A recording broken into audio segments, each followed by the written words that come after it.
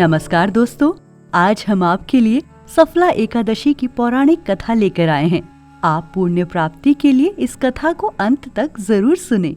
एक दिन युधिष्ठिर जी ने श्री कृष्ण से पूछा कि हे प्रभु, आज आप कृपा करके मुझे बताएं कि पौष मास की कृष्ण पक्ष में कौन सी एकादशी आती है और इसका महात्म्य व कथा क्या है। श्री कृष्ण ने कहा, हे राजन, आपने बहुत ही सुंदर प्रश्न पूछा है। मैं आपको इसके बारे में विस्तार से बताता हूँ। पौष मास के कृष्ण पक्ष में आने वाली एकादशी को सफला एकादशी कहा जाता है। यज्ञ और दान से अर्जित किया जाने वाला पुण्य फल इस एकादशी से मिलने वाले पुण्य फल के समान है। अब मैं तुम्हें इसकी कथा सुनाऊंगा, तुम ध्यान पूर्वक सुनना।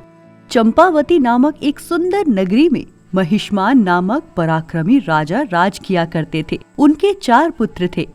राजा के ज्येष्ठ पुत्र का नाम लुम्पक था, जो कि एक अधर्मी व्यक्ति था और हर प्रकार के पाप कर्मों में संलिप्त रहता था। राजा के विपरीत उनका ज्येष्ठ पुत्र एक दुष्ट, पापी और कपटी व्यक्ति था। उसके पाप कर्मों से पूरा राज्य प्रभावित होने लगा था, जिसे देखते हुए राजा ने उसे राज्य से बाहर निकाल दिया।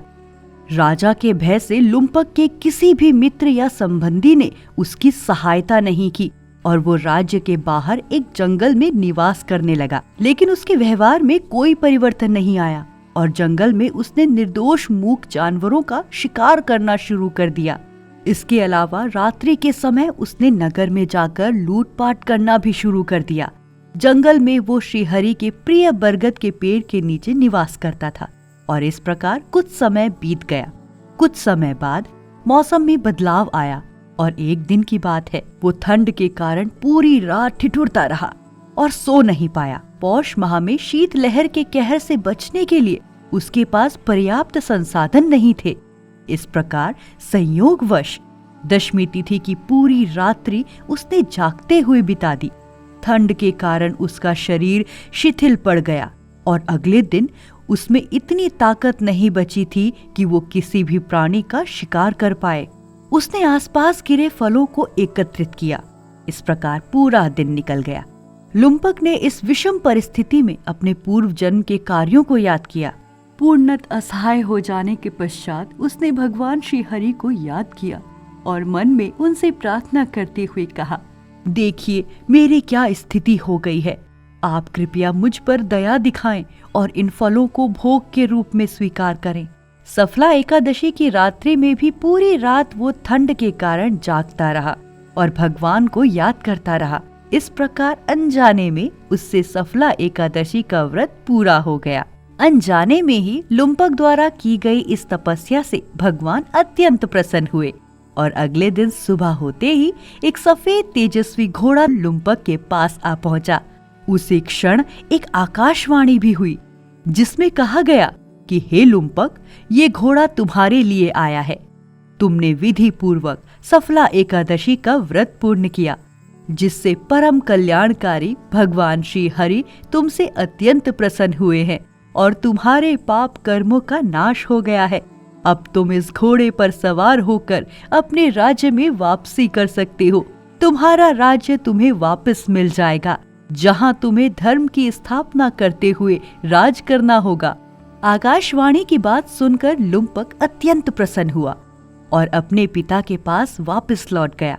राज्य में वापस पहुंचकर उसने अपने पिताजी से क्षमा याचना की और ये पूरा वृतांत कह सुनाया। अपने बेटे को धर्म के मार्ग पर वापस देखकर राजा को भी बहुत प्रसन्नता और गर्व की अनुभूति हुई। इस प्रकार लुम्पक ने पूरी निष्ठा से अपने दायित्व को निभाया और कुछ समय बाद उसका विवाह एक राजकुमारी के साथ हो गया और उसे एक पुत्र रत्न की भी प्राप्ति हुई। राजा महिष्मान ने पूरा राजपाट अपने बेटे को सौंप दिया और जीवन के अंतिम चरण में तपस्या करने निकल पड़े। राजा लुम्पक ने पूरे जीवन अपने सभी जिम्मेदारियों का निर्वाह किया और उसने भी अपने पिता के पद चिन्हों पर चलते हुए जीवन के आखिरी समय में राजपाट त्याग दिया और मृत्यु के पश्चात वैकुंठ धाम को प्राप्त हुआ। कथा का अंत करते हुए भगवान श्री कृष्ण ने महाराजा युधिष्ठिर से कहा, हे राजन, जो भी व्यक्ति सफला एकादशी कथा का पठन या श्रवण पूरी श्रद्धा से करता है, उसे भी राजसूय यज्ञ करने का फल प्राप्त होता है। उसके सभी कष्ट और पापों का अंत हो जाता है और जीवन के बाद उसे मोक्ष की प्राप्ति होती है। तो दोस्तों, इस एकादशी को अधिक मंगलकारी बनाने का कोई अवसर जाने न दें।